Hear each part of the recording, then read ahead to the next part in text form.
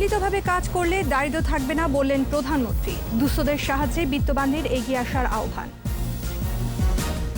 পায়রা বিদ্যুৎ প্রকল্পে দেশীয় কয়লা ব্যবহারের পরামর্শ। ৩ বছরের মধ্যে আরও ২টি বিদ্যুৎ কেন্দ্র।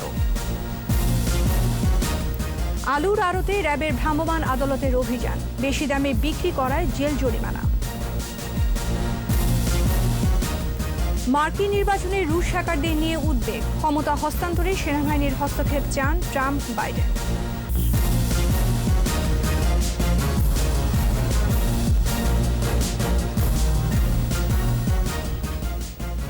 শুনছিলেন ফার্স্ট সিকিউরিটি ইসলামী ব্যাংক লিমিটেড সংবাদ শিরোনাম। আমন্ত্রণ রাত ৯টার ২১ সংবাদে। সাথে আছি আমি আশরাফ সাবেরা। দর্শক, ২১ টেলিভিশনের সংবাদ একই সাথে সরাসরি দেখতে পাবেন আমাদের ফেসবুক পেজ www.facebook.com/2124 অনলাইনে। বিত্তশালীরা নিজ নিজ এলাকায় সহযোগিতার হাত বাড়িয়ে দিলে দেশে দারিদ্র্য থাকবে না বলেছেন প্রধানমন্ত্রী শেখ হাসিনা। আহ্বান জানান পাশের মানুষটিকে ভালো রাখতে আর্থিকভাবে সক্ষমদের এগিয়ে আসার।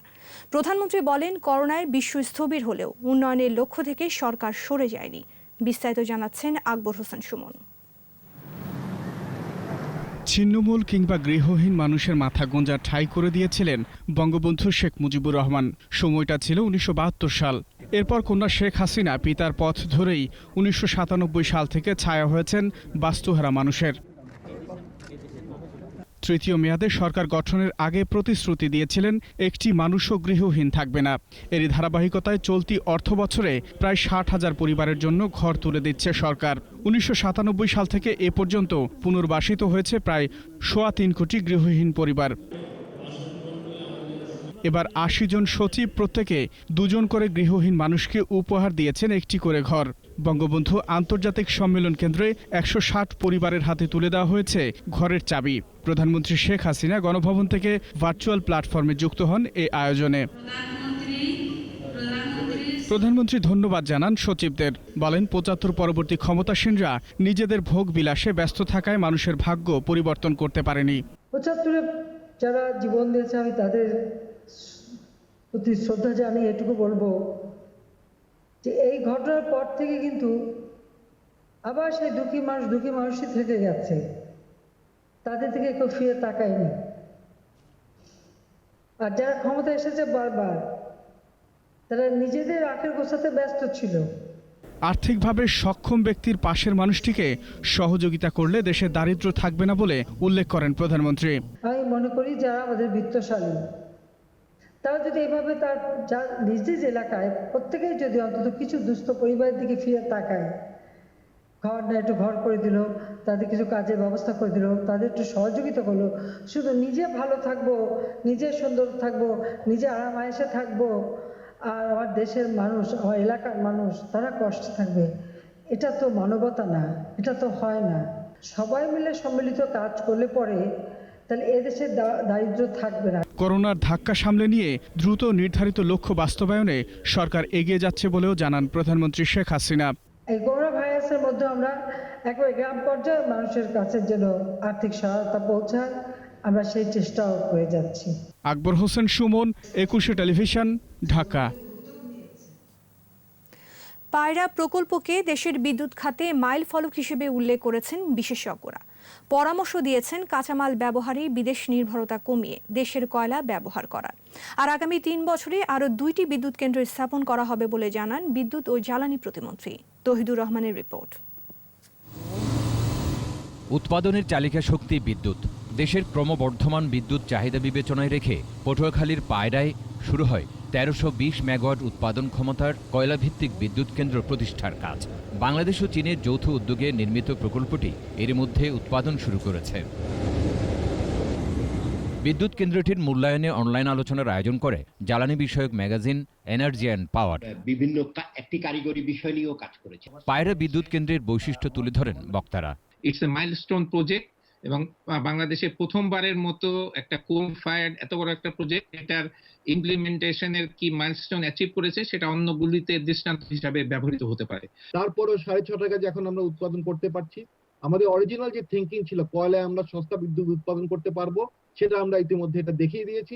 পাওয়ার প্ল্যান্ট কনস্ট্রাকশন, ডিজাইন, তারপরে এর অপারেশনাল বিভিন্ন ইস্যুগুলো নিয়ে আমার কাছে মনে হয়েছে এটা একটা চমৎকার পাওয়ার প্ল্যান্ট। আলোচনায় উঠে আসে উৎপাদন খরচ কমানো সহ দেশীয় কাঁচামাল ব্যবহারের পরামর্শ। সুতরাং কয়লার সরবরাহ উৎস এবং তাকে নির্দিষ্ট দামের মধ্যে পাওয়ার ব্যাপারটা সবসময় একটা চ্যালেঞ্জ থাকবে। পায়রা বিদ্যুৎ কেন্দ্র প্রতিষ্ঠায় পরিবেশকে গুরুত্ব দেওয়া হয়েছে বলে উল্লেখ করেন জ্বালানি প্রতিমন্ত্রী। নিজেদের কোল ব্যবহার করে যে বড় আকারে আমরা এখানে কোল মাউথে ওপেন করব, সেটার সম্ভাবনার দিকটা এই ফিজিবিলিটি স্টাডিগুলোর থেকে এখন কিন্তু একটু ক্ষীণ আশা আমি মনে করি ভবিষ্যতে। রাষ্ট্রীয় মালিকানার north west power generation company Bangladesh limited এবং China national machinery import and export কর্পোরেশনের যৌথ উদ্যোগে বিদ্যুৎ কেন্দ্রটি স্থাপন করা হয়েছে। তৌহিদুর রহমান, 21 টেলিভিশন, ঢাকা।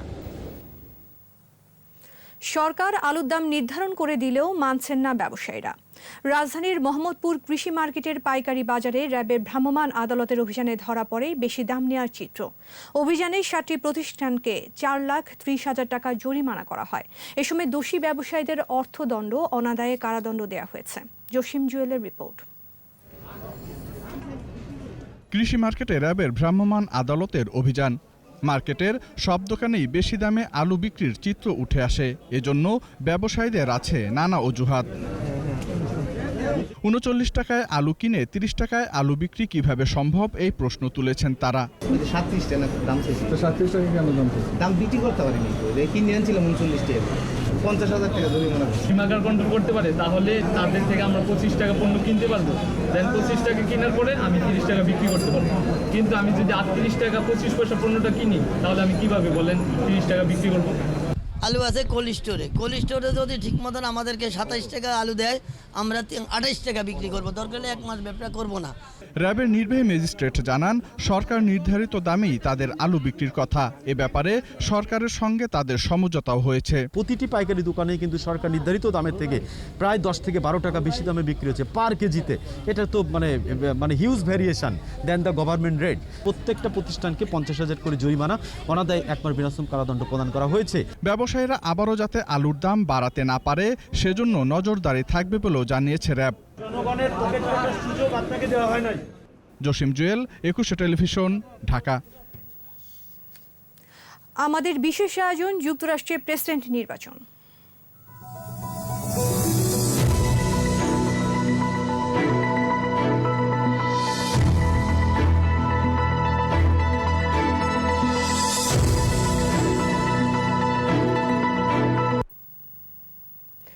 যুক্তরাষ্ট্রে প্রেসিডেন্ট নির্বাচনে রুশ হ্যাকারদের হস্তক্ষেপ আর ক্ষমতা হস্তান্তর নিয়ে উদ্বেগ বাড়ছে।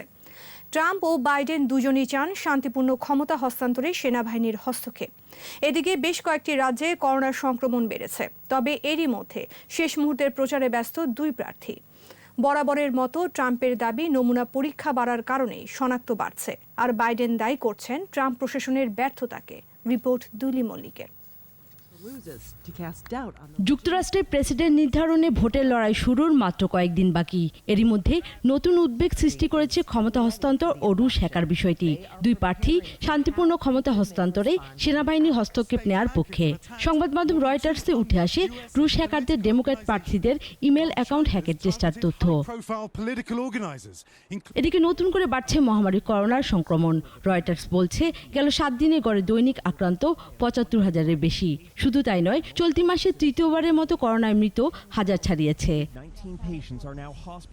জন হপকিন্স বিশ্ববিদ্যালয়ের তথ্য অনুযায়ী 90 লাখ ছাড়িয়েছে মোট আক্রান্ত। 21টি রাজ্যে মহামারী ঊর্ধ্বমুখী। এর মধ্যে নির্বাচনে ব্যাটেল গ্রাউন্ড রাজ্য হিসেবে পরিচিত উইসকনসিন, মিনেসোটা, ফ্লোরিডা, টেক্সাস ও অ্যারিজোনাও রয়েছে। এর মধ্যেই চলছে নির্বাচনী প্রচারণা। মহামারী বাড়ছে এমন রাজ্যে সতর্কতা সত্ত্বেও ভোটারদের টানতে ব্যস্ত ট্রাম্প ও বাইডেন। করোনা নিয়ে ট্রাম্প বলেন তার দেশে সবচেয়ে বেশি নমুনা পরীক্ষা হচ্ছে, তাই শনাক্তও বাড়ছে। ট্রাম্পের সমাবেশে অংশগ্রহণকারীদের পরীক্ষার পাশাপাশি মাস্ক দেওয়া হচ্ছে, যদিও নেই সামাজিক দূরত্ব। অন্যদিকে স্বাস্থ্যবিধি মেনেই সমাবেশ করছেন বাইডেন। প্রচারে করোনা ইস্যুকে পুঁজি করে বারবার ট্রাম্পের ব্যর্থতা তুলে ধরছেন। বিভিন্ন জরিপে ট্রাম্পের চেয়ে এগিয়ে বাইডেন, তবে সুইং স্টেটগুলোতে 2 প্রার্থীর মধ্যে ব্যবধান কম। দুলি মল্লিক, 21 টেলিভিশন। নিচ্ছি বিরতি। স্বাস্থ্যবিধি মেনে চলুন, সুস্থ থাকুন। যখন ফিরছি তখন অন্যান্য খবরের সঙ্গে আরও থাকবে। মাওয়া প্রান্তে বসল পদ্মা সেতুর ৩৫তম স্প্যান, দৃশ্যমান ৫.৫ কিলোমিটার।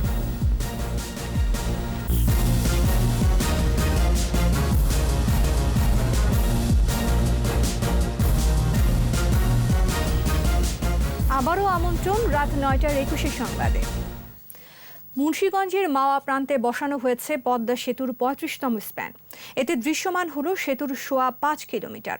দুপুরে ৮ ও ৯ নম্বর খুঁটির ওপর স্প্যানটি বসানো হয়। এর আগে সকালে মাওয়া কনস্ট্রাকশন ইয়ার্ড থেকে স্প্যানটিকে বহন করে নিয়ে যায় ভাসমান ক্রেন। ২০১৪ সালের ডিসেম্বরে পদ্মা সেতুর নির্মাণ কাজ শুরু হয়।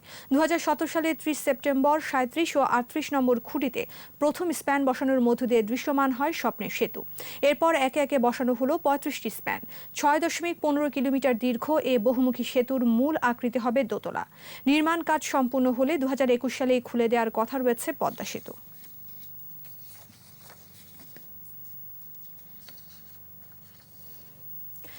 ২৪ ঘন্টায় করোনায় আরও ১৮ জনের মৃত্যু হয়েছে। এ নিয়ে মোট মৃত্যু ৫,৯২৩।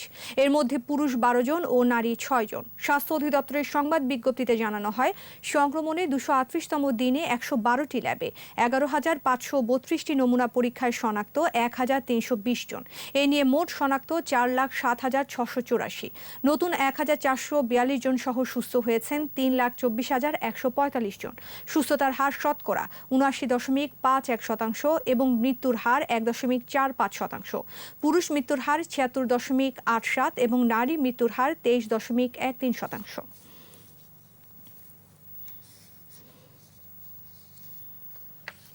এদিকে যারা করোনার ভ্যাকসিন তৈরি করেছে তাদের সাথে যোগাযোগ করা হচ্ছে। ২-৪ দিনের মধ্যেই তাদের সাথে চুক্তি করা হবে বলে জানালেন স্বাস্থ্যমন্ত্রী জাহিদ মালেক।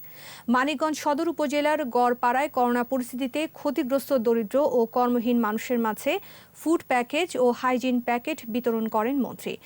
এ সময় বলেন, শুধু ভ্যাকসিন পেলেই করোনা নির্মূল হবে না, করোনা প্রতিরোধে স্বাস্থ্যবিধি মানতে হবে। সবাইকে স্বাস্থ্যবিধি মানা, মাস্ক ব্যবহার ও সামাজিক দূরত্ব মেনে চলার আহ্বান জানান স্বাস্থ্যমন্ত্রী। এবার সোশ্যাল ইসলামী ব্যাংক লিমিটেড বাণিজ্য সংবাদ।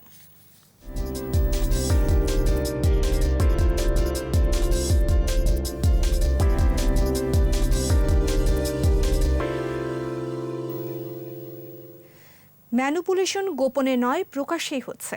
এক্ষেত্রে ডিএসসি ও সিএসসিকে রেগুলেটর হিসেবে কার্যকর ভূমিকা পালন করতে হবে। শনিবার পুঁজিবাজার নিয়ে অনলাইন আলোচনায় এমনটাই জানান প্রধানমন্ত্রীর বেসরকারি খাত বিষয়ক উপদেষ্টা সালমান এফ রহমান। বলেন, বন্ধ কোম্পানির শেয়ারের দাম হু করে কিভাবে বাড়ে, কারা এসব শেয়ার বেশি দামে কেনাবেচা করে, ডিএসসি ও সিএসসি চাইলেই তাদের ধরতে পারে। আর বিএসসিসি চেয়ারম্যান তাদের একার পক্ষে বাজারের সব অনিয়ম প্রতিরোধ সম্ভব নয় উল্লেখ করে সবার সহযোগিতা চান। এ সময় টেকসই পুঁজিবাজার গঠনে বিভিন্নমুখী সংস্কার নিয়েও আলোচনা করেন তারা।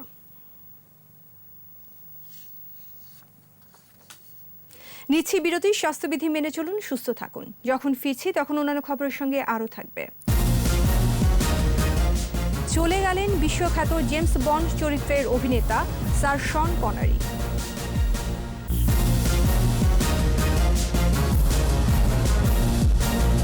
জানাবো খেলার খবর।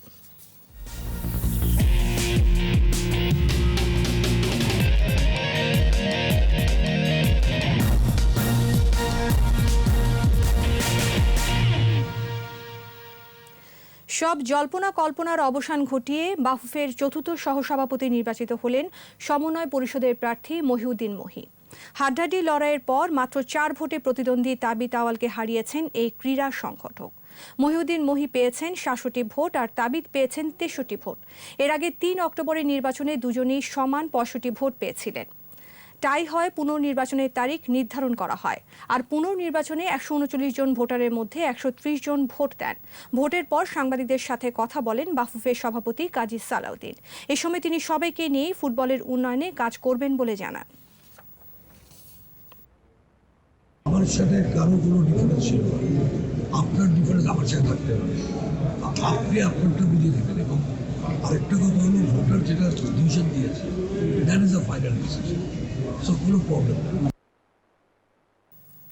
আর এরই সাথে শেষ করছি রাত ৯টার ২১ সংবাদ। যাবার আগে ফার্স্ট সিকিউরিটি ইসলামী ব্যাংক লিমিটেড সংবাদ শিরোনামগুলো আরও একবার। সম্মিলিতভাবে কাজ করলে দারিদ্র্য থাকবে না বললেন প্রধানমন্ত্রী। দুস্থদের সাহায্যে বিত্তবানদের এগিয়ে আসার আহ্বান। পায়রা বিদ্যুৎ প্রকল্পে দেশীয় কয়লা ব্যবহারের পরামর্শ, 3 বছরের মধ্যে আরও 2টি বিদ্যুৎ কেন্দ্র। আলুর আড়তে র্যাবের ভ্রাম্যমাণ আদালতের অভিযান, বেশি দামে বিক্রি করায় জেল জরিমানা। মার্কিন নির্বাচনে রুশ হ্যাকারদের নিয়ে উদ্বেগ, ক্ষমতা হস্তান্তরে সেনাবাহিনীর হস্তক্ষেপ চান ট্রাম্প বাইডেন।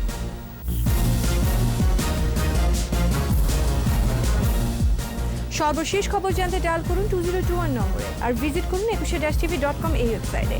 এছাড়া ফেসবুকে লগ ইন করতে পারেন facebook.com/2124 অনলাইনে। পরের সংবাদ রাত 11টায় দেখার আমন্ত্রণ রইল। স্বাস্থ্যবিধি মেনে চলুন, সুস্থ থাকুন, ধন্যবাদ।